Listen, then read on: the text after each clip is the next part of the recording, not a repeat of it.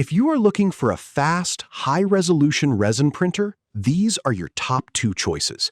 But which one handles automation and speed better? First up, the Elegoo Saturn 4 Ultra. It completely revolutionized the market with its mechanical tilt-release technology and auto-leveling. Let's check out the review.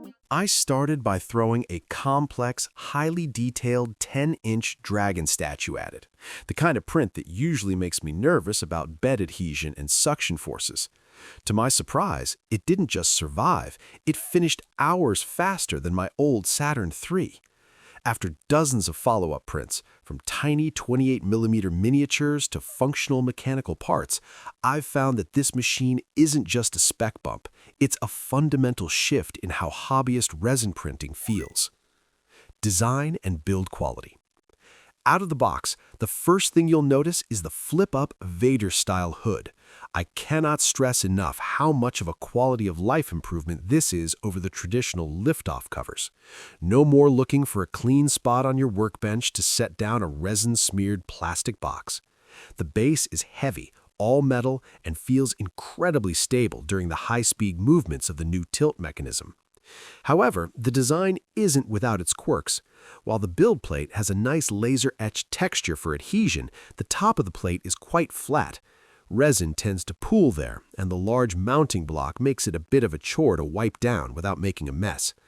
Compared to the sleek, slanted designs of some Anycubic competitors, this feels a bit more industrial and less refined, but it's a trade-off I'm willing to make for the overall sturdiness.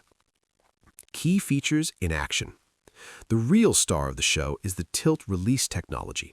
On standard printers, the build plate pulls straight up, creating a suction effect that can rip models off their supports. Here, the entire resin vat tilts to one side to peel the layer away. In my testing, this allowed me to use much thinner supports than usual, which meant less cleanup and better surface finish on delicate parts. It also makes the printer incredibly fast. I was hitting speeds of nearly 150 millimeters an hour without a single delamination failure. Then there's the AI camera and mechanical sensor. On my fourth print, I intentionally left a small piece of cured resin in the tank to see if the residue detection worked. The machine felt the resistance, stopped immediately, and saved me from a cracked $400 LCD screen.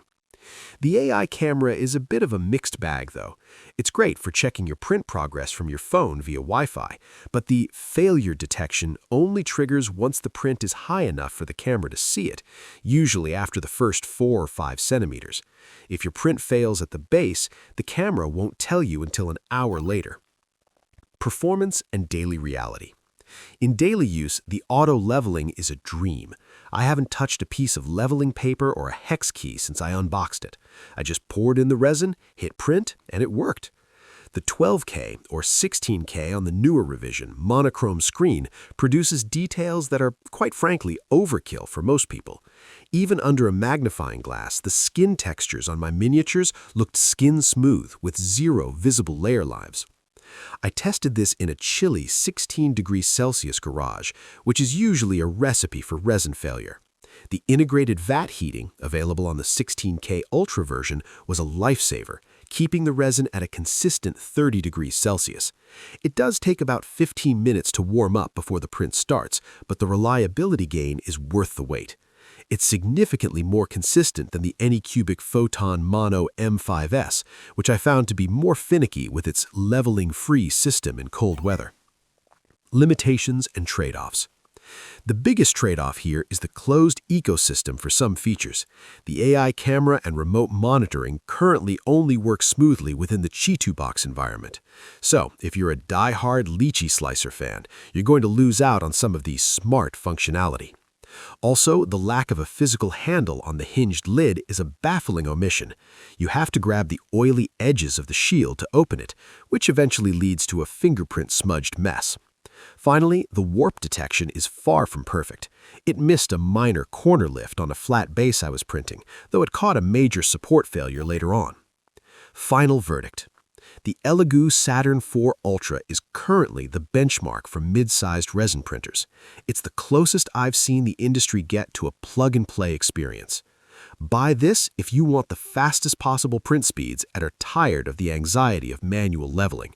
It's perfect for miniature painters and small-scale production, where reliability and speed are the top priorities. Skip this if you already own a high-end 8K or 12K printer and don't care about speed. The jump in detail is marginal if you're coming from a Saturn III, and you might find the smart features more like nice-to-haves rather than essentials. On the other hand, the Anycubic Photon Mono M7 Pro fights back with intelligent resin feeding and ultra-fast printing speeds. Which setup is right for you? Let's dive into the test. I skipped the traditional calibration ritual because this machine arrived ready to roll right out of the box. My first test print was a highly detailed 150mm miniature that finished in under 2 hours, which is a pace that used to be reserved for industrial machines. What surprised me most was how the active heating system kept the resin at a consistent 30 degrees Celsius despite my drafty garage environment, and this led to a 0% failure rate during my initial high-speed runs. Design and build quality. The M7 Pro feels like a significant step up from the plastic-heavy designs of the past. It sports a sturdy metal chassis that weighs nearly 13 kilograms, and this provides a rock-solid foundation that eliminates the Z-wobble often found in lighter competitors. I was particularly impressed by the laser-carved build plate, which has a distinct texture that grips the first layers without making them impossible to remove later. However, I found the choice of a traditional lift-off acrylic cover slightly disappointing compared to the hinged lids seen on recent Elegoo models. You still need a dedicated spot to place that large resin-coated hood every time you check a print. Key features in action. The standout feature for me is the L-Turbo 3.0 system paired with the 14K monochrome screen. In my testing, this combination produced crisp edges that are nearly indistinguishable from injection-molded parts. Another game changer is the autofill unit. I hooked up a 1 kilogram bottle, and the printer managed the resin levels autonomously throughout a massive 12-hour print session. Performance and daily reality. In daily use, the speed is the primary reason to choose this model. When using high-speed resin, I consistently hit vertical speeds of around 150 millimeters per hour without losing the fine details on my models. I noticed that the 10.1-inch screen provides plenty of real estate for batch printing armies of miniatures or large-scale architectural prototypes. The cooling fans and the resin pump do create a fair amount of noise, so I wouldn't recommend keeping this on a desk where you plan to take video calls. The connectivity via the Anycubic app worked well for me, and it allowed me to monitor progress from my kitchen while the printer worked in the basement. Limitations and trade-offs. No piece of tech is perfect, and the M7 Pro has its share of quirks. The resin pump system is fantastic for large prints, but it becomes a maintenance chore if you like to switch colors frequently. I found that cleaning the internal tubes requires a full flushing cycle with alcohol, and this adds extra steps to your workflow. I also encountered some frustration with the placement of the USB port on the side and the power cord on the left. This layout makes it awkward to line up multiple printers side by side in a cramped workspace. Furthermore, while the 14K resolution is technically impressive, the use of ACF film for speed slightly softens the extreme sharpness compared to traditional FEP film. Final verdict. The Anycubic Photon Mono M7 Pro is a powerhouse for users who value throughput and reliability above all else. I would recommend you buy this if you are a professional creator or a serious hobbyist who prints large volumes and needs a machine that can handle cold environments without external heaters.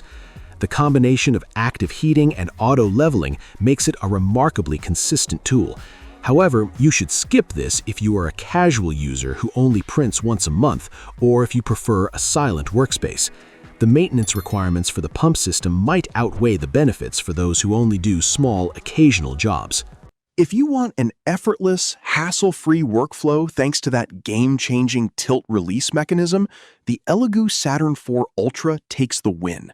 But if your production demands raw, blistering speed and smart resin management, the Anycubic M7 Pro is your undisputed champion.